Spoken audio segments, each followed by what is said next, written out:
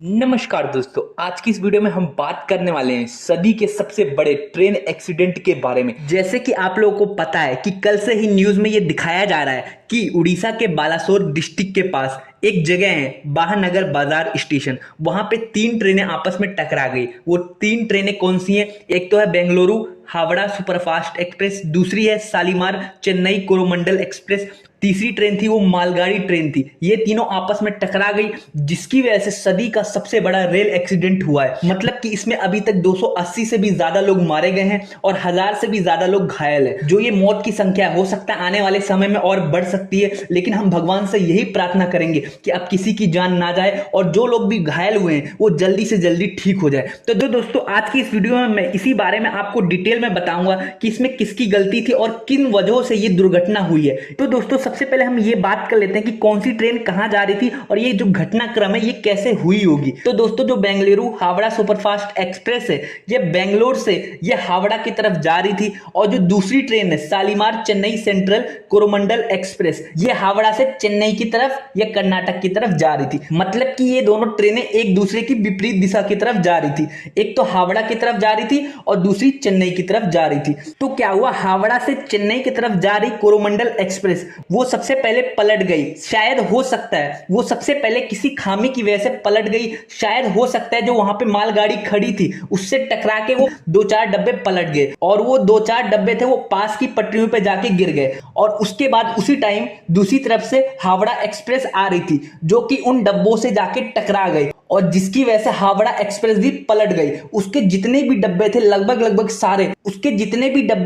लगभग सारे पटरियों से उतर गए और इधर से उधर बिखर गए। मतलब कि जैसे माचिस की डब्बे होते हैं वो इधर से उधर बिखर जाते हैं, उसी तरह ट्रेनें आपस में टकरा के इधर से उधर बिखर गई। ये हादसा इतना ज्यादा भयानक था कि इसकी तस्वीरें देख के आप अंदाजा नहीं लगा सकते कि इतना बड़ा हादसा हो कैसे गया, इसमें किसकी चूक थी। क्योंकि सबसे पहले कोरोमंडल एक्सप्रेस वो पलटी, तो सबसे बड़ी गलती ये है कि आखिर ये कोरोमंडल एक्सप्रेस पलटी कैसे, इसमें किसकी गलती थी? ड्राइवर की गलती थी या फिर स्टेशन मास्टर की गलती थी या फिर कहीं पे पटरी में कोई दिक्कत थी? सबसे पहली बात ये। फिर उसके बाद जब कोरोमंडल एक्सप्रेस पलट गई, क्योंकि उसके दो चार डब्बे आसपास की पटरियों पे जाके गिर गए, जिसकी वजह से दूसरी तरफ से आ रही बेंगलुरु हावड़ा सुपरफास्ट एक्सप्रेस वो उन डब्बों से टकरा गई और यह हादसा इतना बड़ा हो गया। मतलब कि आपस में तीन ट्रेनें टकरा गई, जिसमें 280 से भी ज्यादा लोग मर गए और 1000 से भी ज्यादा लोग घायल हैं, और हो सकता है मृतकों की संख्या और बढ़ भी सकती है और घायलों की संख्या और भी बढ़ सकती है। तो दोस्तों, ये सदी का सबसे बड़ा रेल एक्सीडेंट है,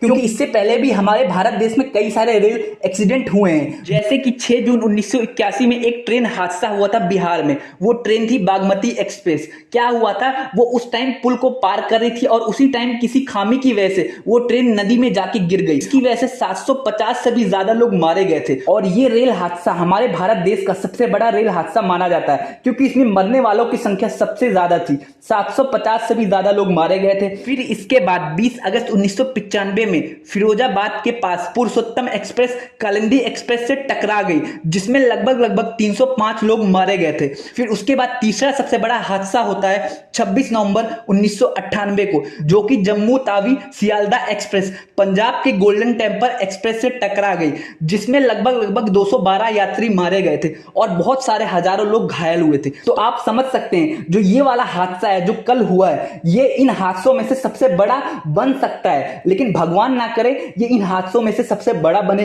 क्योंकि लोगों की जान ज्यादा इंपॉर्टेंट है, लोगों का जीवन ज्यादा इंपॉर्टेंट है। तो दोस्तों, अब हम ये बात कर लेते हैं कि ये ट्रेनें चलती कैसे हैं और ये आपस में आखिर टकरा कैसे जाती, गलती किसकी होती है। तो दोस्तों, मैं आपको बता दूं कि जो नॉर्मल लोग, कॉमन लोग होते हैं, वो ये सोचते हैं कि जो ये ट्रेनें होती हैं वो जो ड्राइवर या लोको पायलट होता है वो कंट्रोल करता है या वो चलाता है। तो दोस्तों, ऐसा नहीं है। जो लोको पायलट होता है, जो ड्राइवर होता है, वो ट्रेन को पूरी तरह से कंट्रोल नहीं करता। उसका काम सिर्फ इतना ही होता है कि वो ट्रेन की स्पीड को कम ज्यादा करता है, सिग्नल को फॉलो करता है, बस। इसके अलावा उसका कोई तीसरा काम नहीं होता।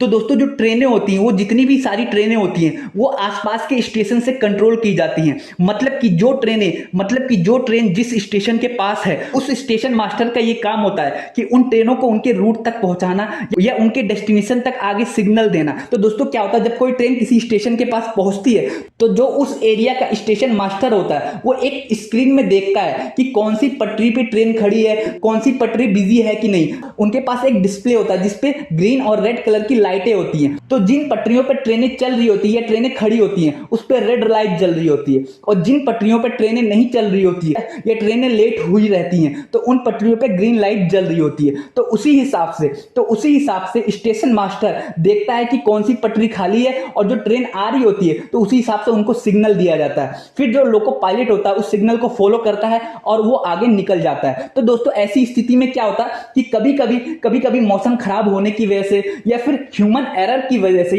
या फिर स्टेशन मास्टर की गलती की वजह से अगर गलत सिग्नल दे दिया जाता है तो ट्रेनें आपस में जाके टकरा जाती हैं। कि हो सकता है सामने से कोई ट्रेन आ रही हो लेकिन स्टेशन मास्टर को ना पता हो कि वहां से कोई ट्रेन आ रही है और वो उसी लाइन पे सिग्नल दे दे तो दो ट्रेनें आपस में टकरा सकती हैं। पहला रीजन ये। दूसरा रीजन ये कि हो सकता है कि जो ड्राइवर है उसने सही से सिग्नल को फॉलो नहीं किया और इस वजह से भी ट्रेन टकरा सकती है। तीसरा रीजन ये कि पटरी में कहीं दिक्कत आ गई हो या फिर लोकोमोटिव इंजन में कहीं दिक्कत आ गई हो जिसकी वजह से दो ट्रेनें आपस में टकरा जाती हैं। तो मेनली यही रीजन होती है ट्रेनों के आपस में टकराने का। बाकी देखते हैं कि जो उड़ीसा में एक्सीडेंट हुआ है उसके पीछे क्या रीजन है, क्योंकि अभी तो हादसा हुआ है, अब इस चीज की जांच होगी क्योंकि रेल मंत्री ने यह आदेश दिया है कि इन सारी चीजों की जांच होगी, किसमें किसकी गलती है। फिर उसके बाद ही ये चीजें सामने आएगी कि इसमें किसकी गलती है और किन वजह से ये हादसा हुआ है। तो दोस्तों उम्मीद करता हूं आपको ये सारी चीज समझ आई। अगर कोई भी आपके मन में इससे रिलेटेड कोई डाउट है तो आप नीचे कमेंट कर सकते हैं, और जाते जाते यार आप इस चैनल को सब्सक्राइब कर दो यार, ताकि मैं थोड़ा मोटिवेट हो सकूं